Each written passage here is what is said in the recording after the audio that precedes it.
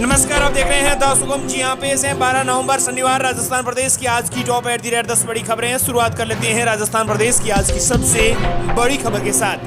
बड़ी खबर, 3 दिन के अंदर 30,000 नौकरियां देगी 250 टॉप कंपनियां। राजस्थान के जोधपुर जिले जयपुर में इंफोसिस, रिलायंस, अडानी जैसे ग्रुप तुरंत देंगे आपको ऑफर लेटर। राजस्थान में पहली बार देश की 250 से ज्यादा नामी कंपनियां एक साथ के नीचे बेरोजगारों को रोजगार देने पहुंच चुकी हैं। इसमें रिलायंस इंडस्ट्रीज जैसी लेकर अडानी ग्रुप, बजाज जैसे दिग्गज ग्रुप्स में 10वीं पास से लेकर सभी तरह के बेरोजगार नौकरी पा सकेंगे। करीब 3 दिन चलने वाले जॉब फेयर में 30,000 से ज्यादा बेरोजगार युवाओं को नौकरी देने का टारगेट रखा गया है। वहीं राजस्थान प्रदेश की अगली बड़ी खबर, सबसे अहम खबर आ रही है। बीजेपी ने 11 सांसद, 31 विधायक झुंझुनू के मंडलों में भेजे।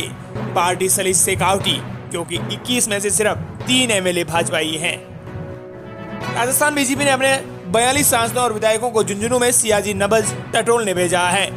11 एमपी और 31 एमएलए 12 नवंबर को झुंझुनू जिले में अलग अलग 42 मंडलों का दौरा करेंगे। पिछले विधानसभा चुनाव में झुंझुनू की 7 में से 6 सीटों पर हार के कारणों की फील्ड रियलिटी पता लगाने और अब की बार 2023 विधानसभा चुनाव में जीत की स्ट्रेटजी लेकर आने का टास्क इन्हें पार्टी ने दिया है। अगली बड़ी खबर, सरकार का मेयर सौम्या को कारण बताओ नोटिस जारी। हाईकोर्ट ने निरस्त किया था बर्खास्तगी आदेश। नगर निगम ग्रेटर की मेयर सौम्या गुर्जर को राज्य सरकार ने कारण बताओ नोटिस जारी कर दिया है। सरकार ने सौम्या को अपना जवाब पेश करने के लिए 18 नवंबर तक का समय भी दिया है। सरकार के इस नोटिस के बाद ये तो तय हो गया है कि सरकार अब हाईकोर्ट की सिंगल बेंच के फैसले को डबल बेंच में चुनौती नहीं देगी। आपको बता दें कि गुरुवार को हाईकोर्ट के आदेश आने के बाद डीएलबी ने आदेशों पर विधिक राय ली गई। इसमें कोर्ट के आदेशों की पालना करने का सुझाव दिया गया है। राजस्थान प्रदेश की अगली बड़ी खबर, मथुरा के लिए एक और ट्रेन चलेगी। 13 नवंबर से बाड़मेर जयपुर को मथुरा स्टेशन तक चलेगी। ट्रेन से मथुरा वृंदावन जाने वाले यात्रियों के लिए एक अच्छी खबर है। उत्तर पश्चिमी रेलवे ने मथुरा के लिए एक और ट्रेन चलाने का निर्णय किया है। ये नई ट्रेन न होकर पूर्व में चल रही जयपुर बाड़मेर ट्रेन का ही विस्तार किया गया है। इस ट्रेन के विस्तार के बाद अन्य 3 ट्रेनों के संचालन समय में बदलाव किया गया है। ये ट्रेन इस दौरान जयपुर से मथुरा के बीच गांधीनगर, जगतपुरा, दौसा, राजगढ़, अलवर, रामगढ़, गोविंदगढ़, ब्रिजनगर, बेदम, डीग, गोवर्धन, भुवनेश्वर स्टेशनों पर रुकेगी। राजस्थान प्रदेश की अगली बड़ी खबर, राजस्थान बीजेपी के टॉप 400 नेताओं का राजस्थान कैंप। शेखावटी में बनेगी आंदोलन और चुनावी स्ट्रेटजी, बनेगा 200 विधानसभा का शेड्यूल। प्रदेश की कांग्रेस सरकार की 100वीं वर्षगांठ पर सरकार कुछ जन मुद्दों पर 100 तरफा घेरने और सरदार शहर विधानसभा उपचुनाव से लेकर विधानसभा आम चुनाव 2023 तक की स्ट्रेटजी तैयार करने के लिए 12 और 13 नवंबर को झुंझुनू में राजस्थान बीजेपी का यह बड़ा कैंप लगने जा रहा है, जिसमें पार्टी के राजस्थान से राष्ट्रीय पदाधिकारियों से लेकर प्रदेश जिले के पदाधिकारी, सांसद, विधायक, मोर्चा विभाग अध्यक्ष, प्रभारी तक सभी मौजूद 400 बीजेपी नेता मौजूद रहेंगे। अगली सबसे बड़ी खबर, राजस्थान के 2 जिलों के लिए गुड न्यूज। 31 में अब भी इंतजार। प्रदेश में 33 जिले हैं। इनमें आने वाले साइबर क्राइम के अपराधों का जल्द निस्तारण हो, इसलिए साइबर थाने शुरू किए जाने हैं। हर जिला और रेंज मुख्यालय पर एक थाना होगा। थानों में internet, social media, computer, mobile के जरिए होने वाली ठगी की घटनाओं में कमी लाने तथा तुरंत कार्रवाई कर पीड़ित को राहत दिलाई जा सकेगी। अब तक प्रदेश के 2 जिलों में ही साइबर थाना खुल पाया है, जबकि शेष 31 जिलों में अब भी थाना खुलने का बेसब्री से इंतजार है।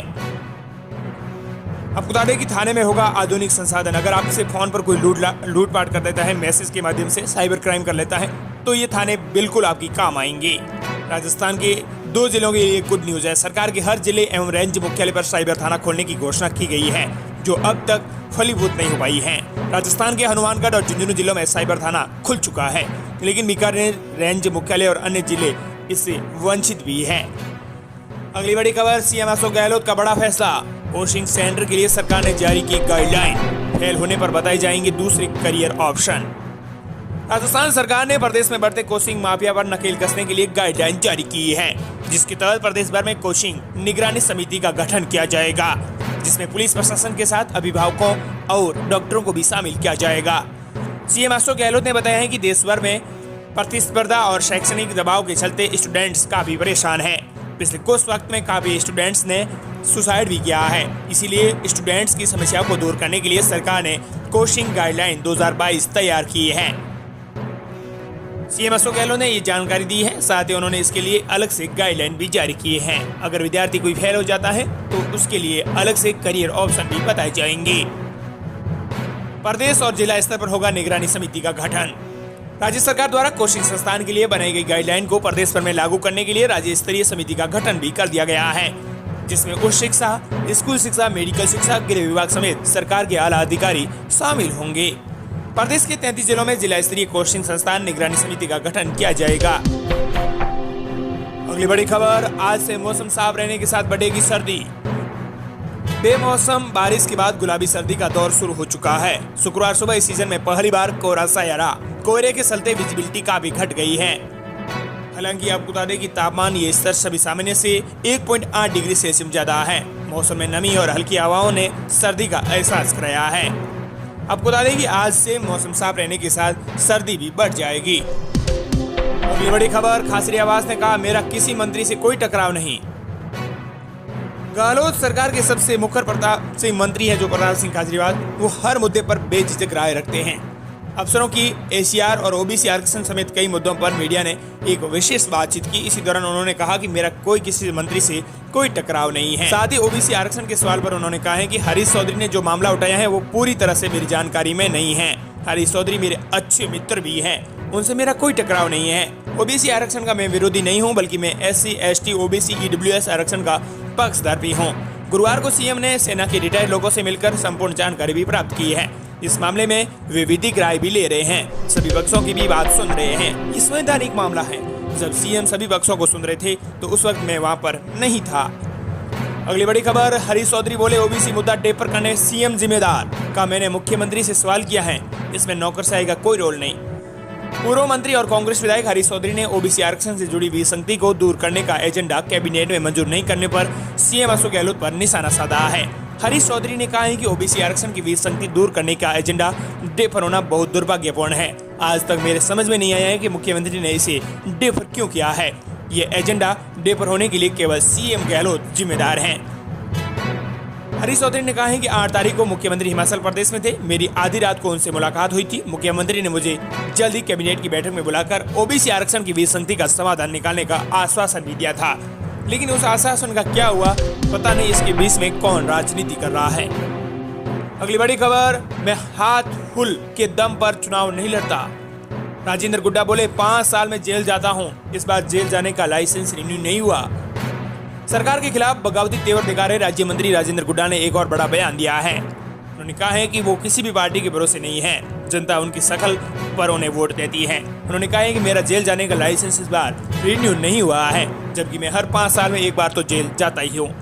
पायलट समर्थक गुड्डा लंबे समय से सरकार से नाराज हैं। कभी गहलोत के कट्टर समर्थक माने जाने वाले गुड्डा पायलट कैंप के विश्वस्तों से में शामिल हैं। वे सार्वजनिक मंचों और इंटरव्यू में लगातार सचिन को मुख्यमंत्री बनाने की बात भी कर रहे हैं। अगली बड़ी खबर, सबसे अहम खबर आ रही है। जॉब फेयर में नौकरियां मिलना हुई शुरू। 18 लाख का पैकेज भी मिला। जोधपुर में 3 दिवसीय डीजी फेस्ट जॉब फेयर में पहले दिन 500 युवाओं को नौकरियां दी गई हैं। इसी दौरान सबसे ज्यादा पैकेज 18 लाख रुपए सालाना कर दिया गया है। इसी दौरान सीएम गहलोत ने लोगों की नियुक्ति पत्र भी सौंपे हैं। राजस्थान प्रदेश की अगली बड़ी खबर, जोधपुर में एक और बड़ी लूट। जोधपुर में अनाज व्यापारी से दिन दहाड़े 81 लाख रुपए की हुई लूट। सीसीटीवी में कैद हुई वारदात। आपको बता दें कि राजस्थान के जोधपुर की फलौदी में अनाज व्यापारी से दिन दहाड़े 81 लाख रुपए की लूट हुई है। इसी के चलते पूरे राजस्थान के जोधपुर जिले को नाकाबंदी किया गया है। घटना की जानकारी मिलते ही पुलिस मौके पर पहुंची और आसपास के क्षेत्रों में नाकाबंदी करवाई है। हालांकि ये नाकाबंदी आपको बता दें कि पूरे जिले भर में रहेगी। अगली बड़ी खबर, विदेशी सैलानियों को रास आई इंदिरा रसोई, बोली thank you CM Gehlot. Rajasthan में गहलोत सरकार द्वारा संचालित इंदिरा रसोई विदेशी पर्यटकों को खूब रास आई है।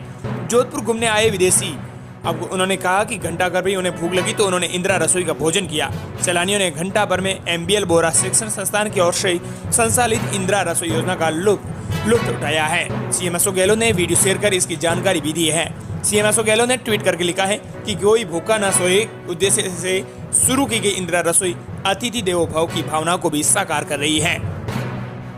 राजस्थान में न सोए कोई भूखा। आपको बता दें कि 8 रुपए में गुणवत्तापूर्ण और ताजा भोजन मिलता है इंदिरा रसोई में। प्रदेश की 900 इंदिरा रसोइयों से अभी तक करीब 8 करोड़ थाली भोजन लाभार्थियों द्वारा ग्रहण किया जा चुका है। कोरोना काल में इंदिरा रसोई में लोगों को मुफ्त खाना खिलाया गया था। सीएम अशोक गहलोत ने इंदिरा रसोई योजना का विस्तार करते हुए संख्या भी बढ़ाई है।